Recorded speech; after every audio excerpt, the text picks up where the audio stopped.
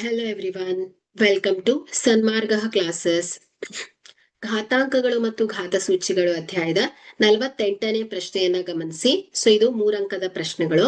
ಈ ಕೆಳಗಿನವುಗಳನ್ನು ದಶಮಾಂಶ ರೂಪದಲ್ಲಿ ವ್ಯಕ್ತಪಡಿಸಿ. ಮೊದಲನೇ ಪ್ರಶ್ನೆ ನೋಡಿ.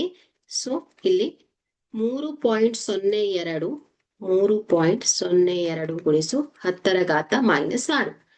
ಇಲ್ಲಿ -6 ಋಣಾತ್ಮಕ ಘಾತಾಂಕ ಇರೋದ್ರಿಂದ ದಶಮಾಂಶ ಬಿಂದುವನ್ನ 6 ಸ್ಥಾನಗಳಷ್ಟು ಎಡಕ್ಕೆ ಸರಿಸಬೇಕಾಗತ್ತೆ.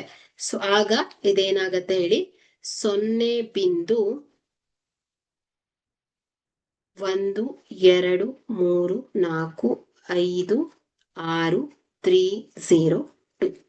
ಓಕೆ,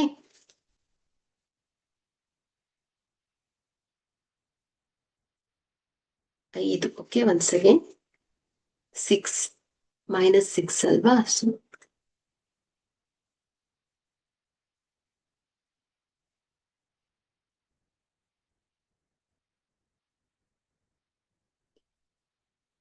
.0 0.123456 3.02 ಅಲ್ವಾ?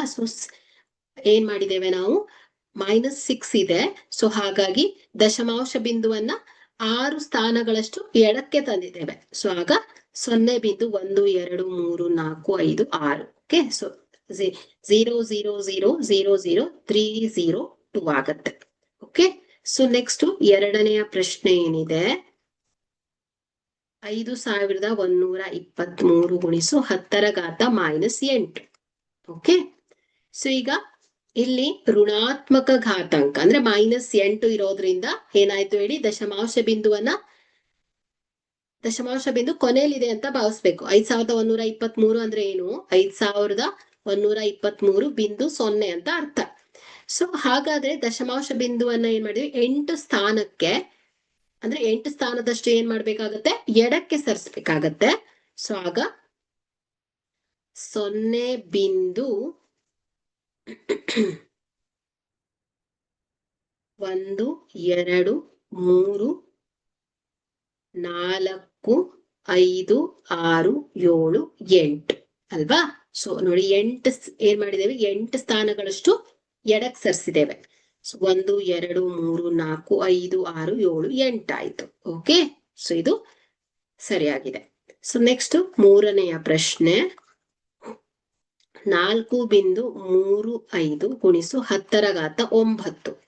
ಇಲ್ಲಿ ಧನಾತ್ಮಕ ಘಾತ ಇರೋದ್ರಿಂದ ನಾವೇನ್ ಮಾಡ್ಬೇಕು, ದಶಮಾಂಶ ಬಿಂದುವನ್ನ 9 ಸ್ಥಾನಗಳಷ್ಟು ಬಲಕ್ಕೆ ಸರಿಸಬೇಕಾಗತ್ತೆ. ಓಕೆ, ಹಾಗಾದ್ರೆ ಇಲ್ಲಿ 435 ಅಂದ್ರೆ 435 ಕೋಟಿ ಆಗತ್ತೆ. ಓಕೆ, 435 000000.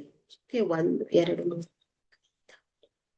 9 ಸರಿಯಾಗಿದೆ. ಇಲ್ಲಿ 9 ಪಾಯಿಂಟ್ ಅಲ್ವಾ? 4.35 9 ಸ್ಥಾನಗಳಷ್ಟು ಏನ್ ಮಾಡಿದ್ದೇವೆ, ಬಲಕ್ಕೆ ಸರಿಸಿದ್ದೇವೆ. ಅಂದ್ರೆ 435 ಕೋಟಿ ಆಗತ್ತೆ. ಓಕೆ, ಇದು ಏನು ಕೊಟ್ಟಿರುವಂತಹ ಘಾತಾಂಕ ರೂಪದಲ್ಲಿರುವಂತಹ ಸಂಖ್ಯೆಗಳನ್ನ ನಾವು ಏನ್ ಮಾಡಿದ್ದೇವೆ, ದಶಮಾಂಶ ರೂಪದಲ್ಲಿ ವ್ಯಕ್ತಪಡಿಸಿದ್ದೇವೆ. Okay, thank you.